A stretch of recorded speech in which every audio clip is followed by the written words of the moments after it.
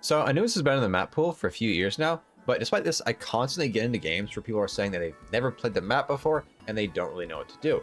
So in this video, I'm going to go over a few mistakes you're definitely still making on your CT side to help you better perform.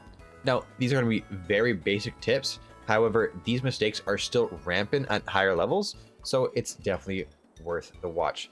Now, the first mistake, and probably the worst one that I see every single game, is the B player smoking off B main. Now, this is bad for two reasons. One, it allows the T's to get across from this left side to this right side without being spotted or fought. Now, why is it a big deal if the T's can make it all the way over here? Well, it allows them to get pressure on your player playing dark or your player playing Ebox. Normally, you have a player in Ebox that's trying to hold on to this position early round, maybe contest the people's out in water.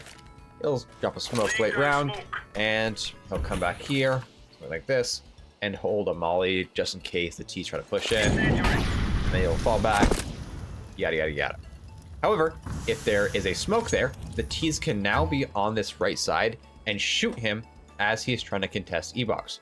So not only are you giving them more space on B main, but you're essentially selling your Ebox player and allowing him to be shot in the back. So just not a good idea to smoke off B main. Not only that, it kind of prevents you from doing a flash play out of B main. On CT Anubis, info plays are massive as a CT. You need to be able to take as much space as possible. So when you have a smoke here, it is very dangerous to do a flash play and run out through the smoke, as they could be right behind you and you wouldn't know about this. If there's no smoke here, you already know that there's nobody here and you don't have to worry about it, so you can focus all your attention over here. So there's nothing wrong with smoking off B main if there's like 3 players out here and you think there's going to be an execute. However, don't just waste your util at the beginning of the round. Sticking over on the B site, the next mistake is the Ebox players' rotations. Now, this is a big pet peeve of mine because it's so easily preventable. When the A anchor calls out that they're doing an A take or there's people A main, don't immediately book it and run to A through mid. Why is that? Well, it's because the T's rotations on this map are so insanely fast that if you decide to run and leave Ebox, the T's can just run right through here and take control of all the space before you can rotate back. They have a straight shot from A to Ebox while you are going this winding path that takes just a little bit too long. Now, what do you want to do as a CT if your teammates call that they're going A? Well, maybe you just flash out of Ebox, take a quick peek, make sure there's nobody holding you like an op at this angle. Yeah, you're just holding back for an extra second.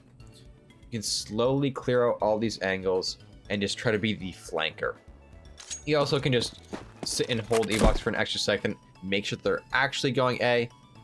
Ebox is just such a powerful position on this map as a CT. It can get you so much info towards canals.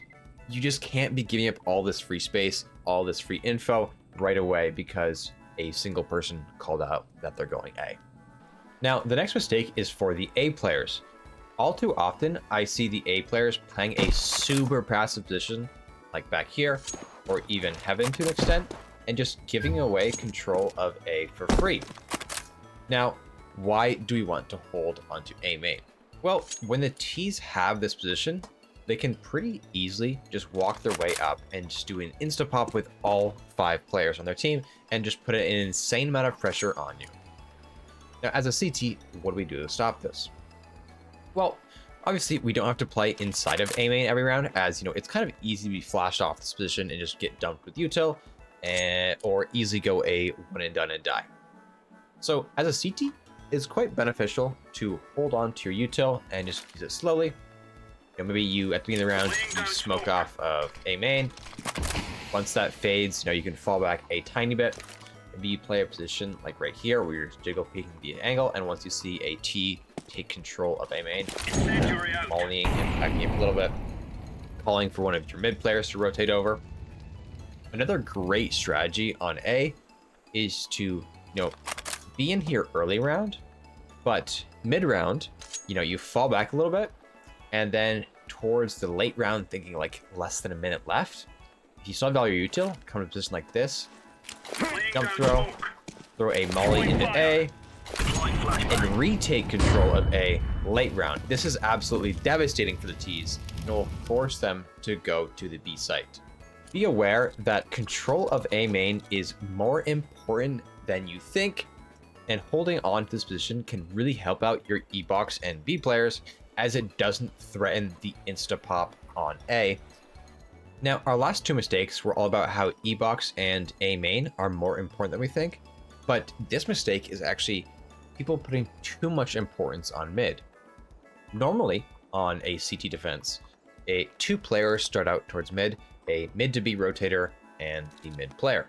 And they're going to smoke off a bridge at the beginning of the round just to prevent the T rushing mid, or prevent the T's from doing a quick Ebox drop out the window.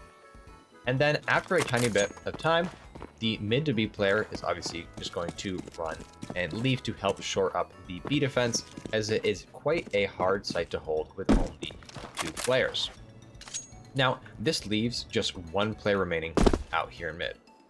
His job is to just hold on to this for a reasonable amount of time, making sure that there's no T's, lurking up into this position. However, as the timer ticks down in the round, mid becomes less important. Now, why is that? Well, because with these positions, the T's still have quite a ways to go before they can really execute on a site. They still have to go all the way over here to B main and put some pressure on your guys in the back, and they still have to get control of camera before they can go on to a site.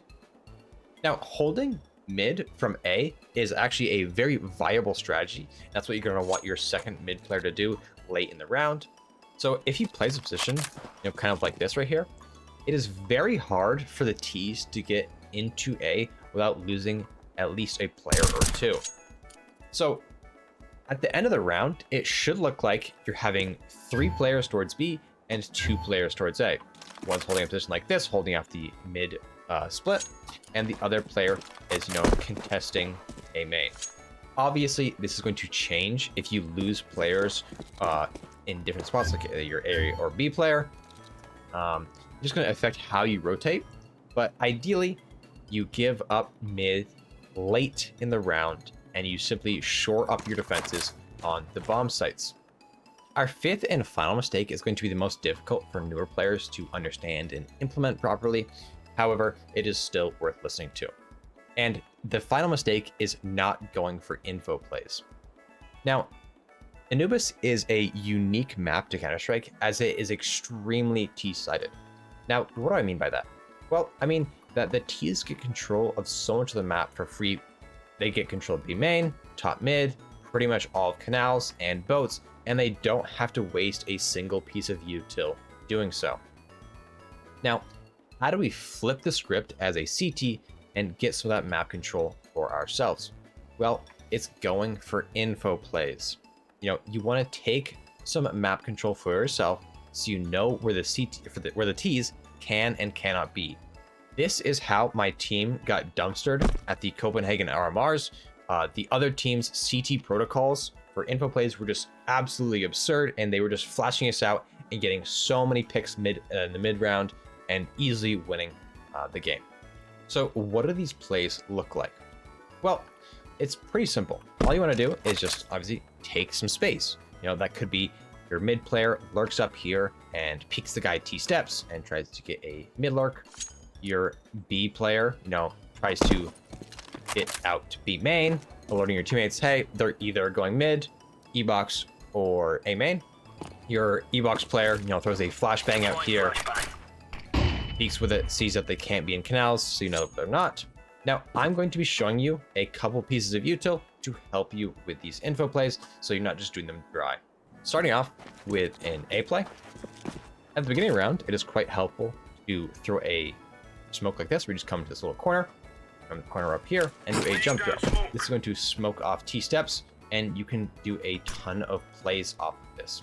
You can have a player, flash out of A main, just run by yourself. Flashbang like this, and that'll flash above you, and you have control of all the boats here. Just got to worry about rugs. Along with that, you can have your mid player do a flashbang like this, and that will blind the players down on T-steps if they're peeking towards your Ebox player. Now, what do we want to do if they're coming mid? Well, if the T's are coming mid and you want to go with a little info, you can't just peek out your late round, as you will probably just get shot, as there's definitely like an upper holding an angle like right there. So what do? Well, come to this corner right here, have a flashbang, do a simple one-step forward throw, Deploying flashbang. and peek off that flashbang. This should blind any T that is just walking up here, and it is nearly impossible to dodge. And over towards B.